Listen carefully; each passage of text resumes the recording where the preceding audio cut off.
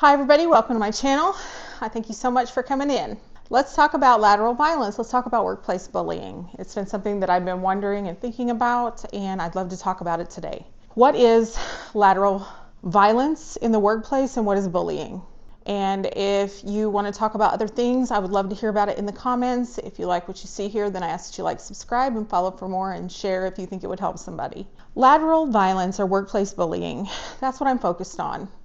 It is workplace aggression. It is singling someone out in the workplace and being passive aggressive, being bullying. People don't talk about it. People are afraid to talk about it. Being singled out, being gossiped about in a group of people consistently. Lateral violence is unacceptable. It's underhanded passive aggressive comments that people make.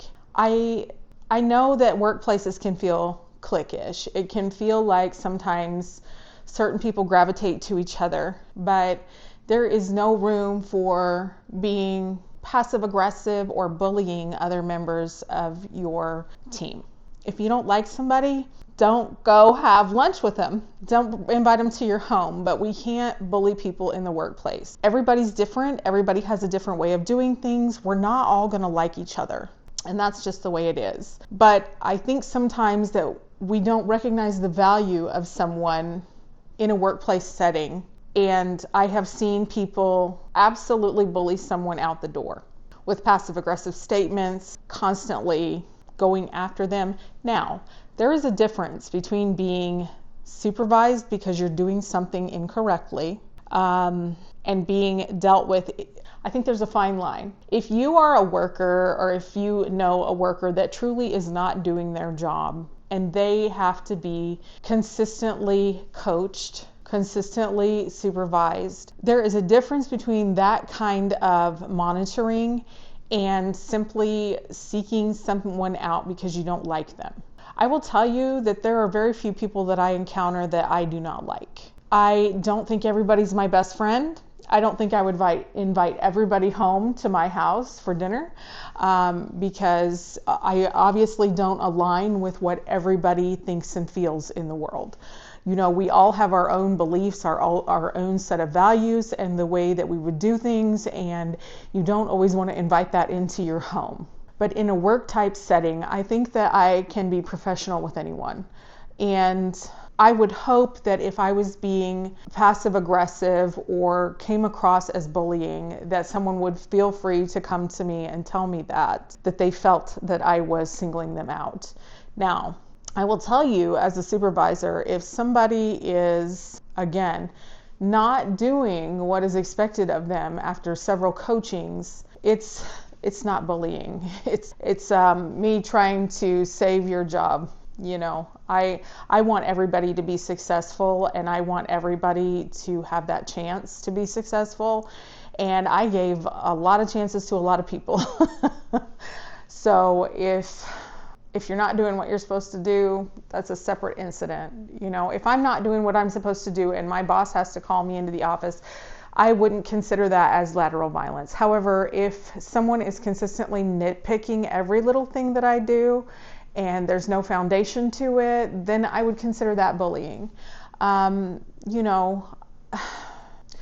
going to give an example of times when I have felt that I was being treated different. I have a lot of allergies. I have a lot of things that are not, I'm not able to ingest or come into contact with.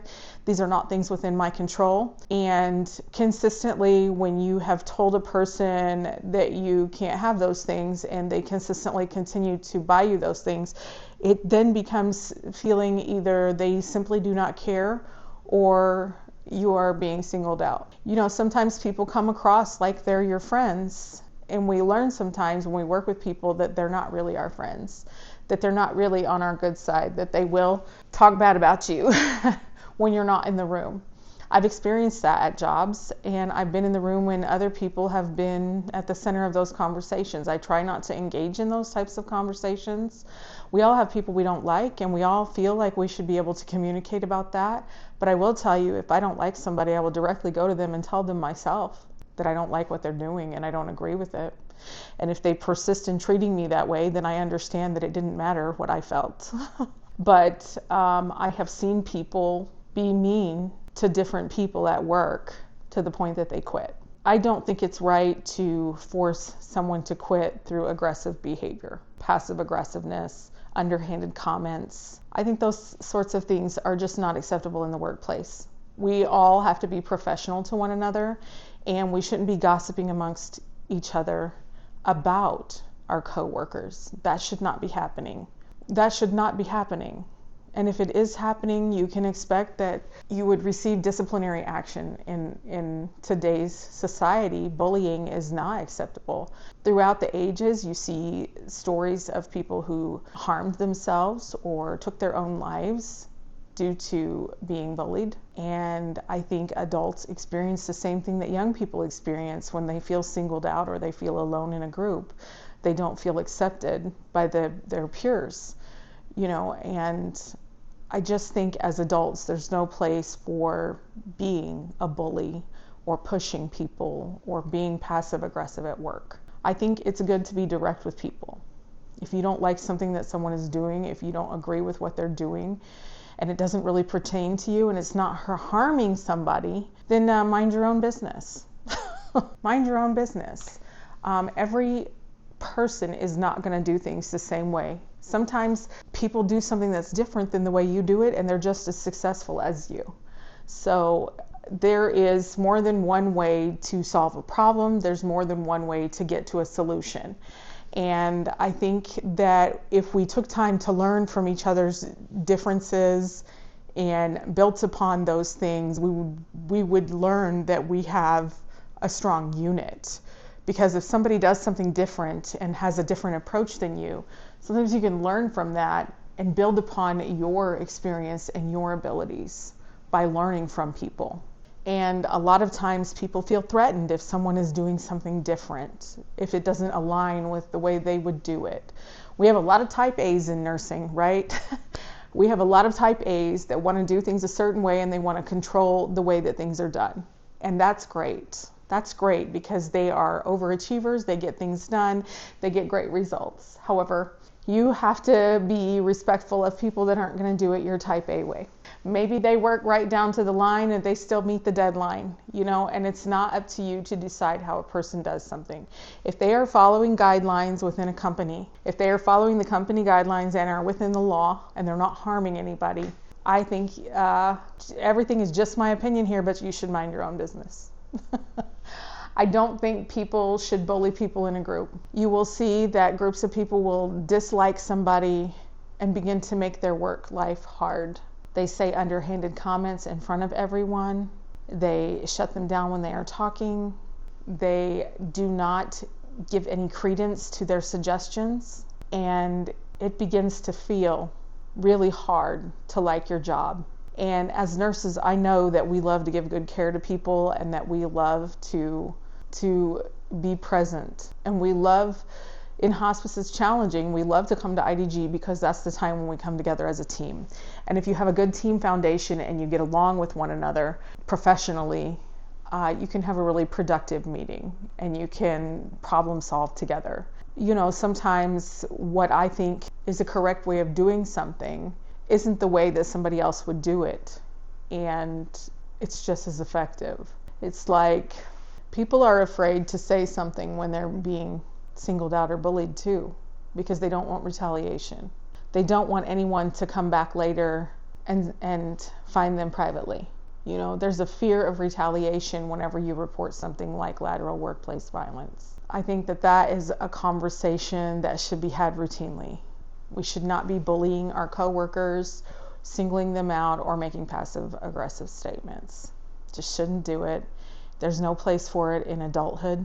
We are not children. We are adults who have impulse control and who understand the difference between right and wrong. And we shouldn't make people feel less than just because they are not our type of people. We shouldn't make people feel like they're not worthy or like they're not doing a good job just because they handle things differently. We all have a different process. We all have different personalities. We all have different ways of learning and absorbing the information that we receive.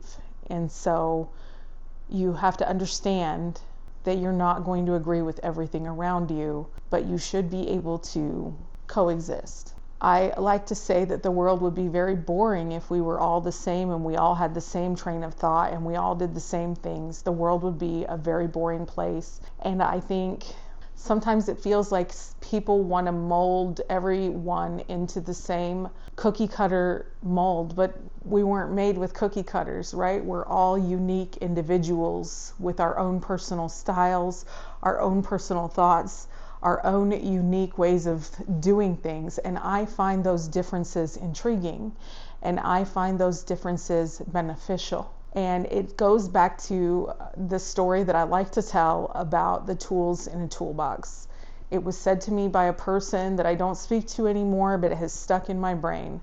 That person said to me, and it was in a religious setting, but it applies to life. Think of us all being in the same toolbox. You know, we work for the same organization. We're all in the same toolbox. And if all of us were the same exact tool in the toolbox, we couldn't get the jobs done that we need to get done. You can't use a wrench, for example, to screw a Phillips screw. So every tool in the toolbox has a value and a function and a job to do.